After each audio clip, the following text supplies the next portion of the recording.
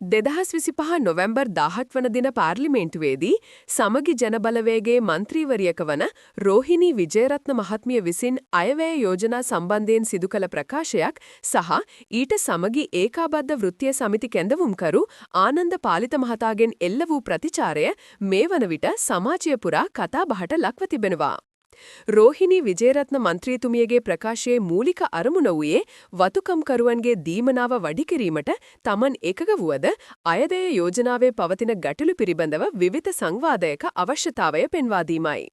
එමෙන්ම මෙහි ප්‍රධාන නීතිමය ගැටලුව වූයේ අදාළ දීමනාව ලබා දීම 2024 අංක 44 දරන රාජ්‍ය මූල්‍ය කළමනාකරණ පනතට එකඟද යන්න පිළිබඳවන අතර ඒ සඳහා නීතිපතිවරයාගේ විගණකාධිපතිවරයාගේ සහ අල්ලස් කොමිසමේ පැහැදිලි කිරීමක් අවශ්‍ය බව ඇය අවධාරණය කළාය. මීට අමතරව තෝරාගත් වතු සමාගම් 21ක සේවකයන්ට පමණක් නොව කුඩා හා මධ්‍ය පරිමාණ වතුවල සේවකයන් ඇතුළු වතු ශ්‍රමිකයන් 4,60,000කට ආසන්න සියලු දෙනාටම මෙම දීමනාව ලබා දිය හැකි නිවැරදි ක්‍රමවේදයක් සකස් කළ යුතු බවත්, තමන් දීමනාව වැඩි කිරීමට විරුද්ධ නොවන බවත්, අසාධාරණයට සහ වතු ශ්‍රමිකයන් නොමග යවනවාට විරුද්ධ බවත් ඇය අවධාරණය කළාය. ඊට ප්‍රතිචාර දක්වමින් සමගි ඒකාබද්ධ වෘත්තීය සමිති කැඳවුම්කරු ආනන්ද පාලිත මහතා පෙන්වා දුන්නේ මන්ත්‍රීතුමියගේ ලිපියේ මූලික අරමුණ වන්නේ සමස්ත වතු ප්‍රජාවටම ජනතා බදු මුදල් අවභාවිතක් නොවන අයුරින් අදාළ දීමනාව නිත්‍යානුකූලව ලබා දීම සඳහා ඍජු ලෙස පෙනී සිටීම බවයි.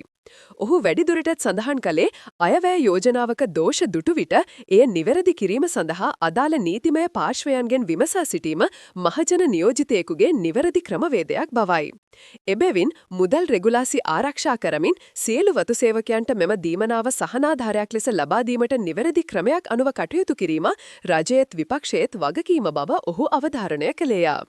මේ අනුව වතුකම්කරු දීමනාව වැඩි කිරීම සම්බන්ධයෙන් ප්‍රධාන මතභේදයක් නොමැති අතර ගැටලුව පවතින්නේ නීති අනුකූලභාවය සහ සියලු වතු ප්‍රජාව ආවරණය කිරීමේ ක්‍රමවිධිය පිළිබඳව බව පැහැදිලි වන අතර රජය සහ විපක්ෂය යන දෙපාර්ශ්වයේම අවධානය මේ වන විට යොමු ඇත්තේ මෙම මූල්‍ය යෝජනාව රාජ්‍ය මූල්‍ය කළමනාකරණ පනතට අනුකූලව ක්‍රියාත්මක කරන්නේ කොහොමද යන්න පිළිබඳවයි.